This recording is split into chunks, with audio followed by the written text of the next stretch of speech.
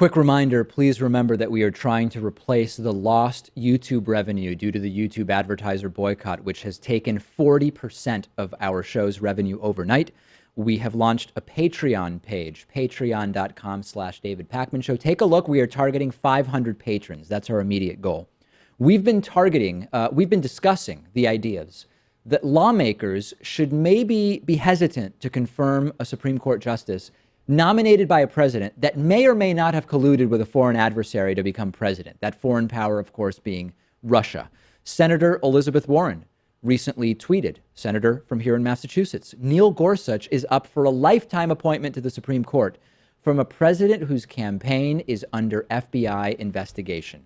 Now, Democratic Connecticut Senator Richard Blumenthal, a member of the Senate Judiciary Committee, said that he will not vote for Supreme Court nominee Neil Gorsuch because of what he is calling a, quote, looming possible impeachment of Trump. As far as I know, Pat, this is the first real direct reference to possible impeachment of Trump from a senator that I'm aware of anyway. Right. The other Democrats seem to be going down the road of contesting Neil Gorsuch because of how the Republicans treated Merrick Garland or just on Neil Gorsuch's own merits. Sure. This is the first time we know of connecting it to the Russia investigation. This affected Blumenthal's vote at the Senate Judiciary Committee's meeting earlier this week to decide whether or not to send the nomination to the full Senate. It will clearly affect his vote on Friday when the nomination is put in front of the entire Senate. And Blumenthal wrote in an editorial for a Connecticut newspaper that, quote, the independence of our judicial branch has never been more threatened or more important. The possibility of a Supreme Court needing to enforce a subpoena against the President of the United States is far from idle speculation. It has happened before in United States v. Nixon.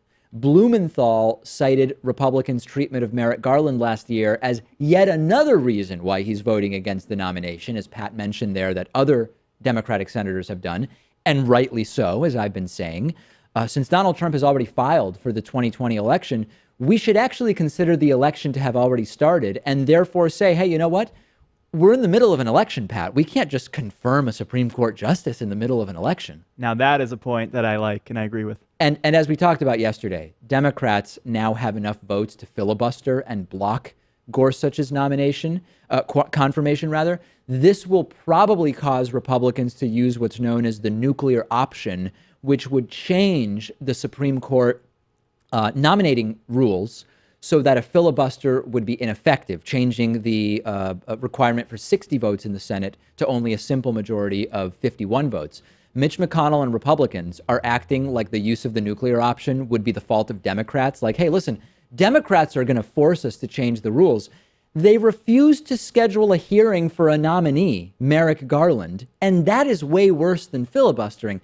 Republicans caused this situation to begin with, Pat, and now they're saying, well, this is just the fault of the Democrats. And unfortunately, because people have lives and jobs, many people are not understanding that the problem Republicans are claiming to need to solve is a problem they created.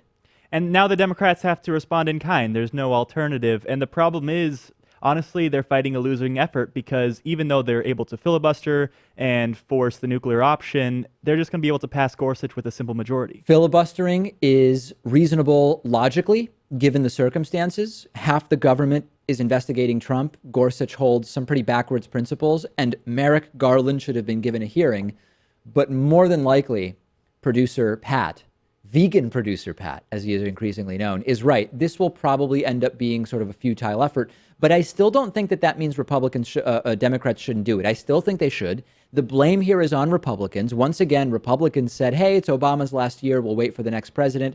They threw out whatever you would consider standard operating procedure. It is open game as I see it.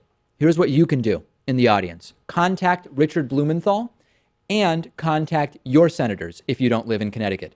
Congratulate Blumenthal. You can call his office at 202-224-2823. Tell him he's doing the right thing.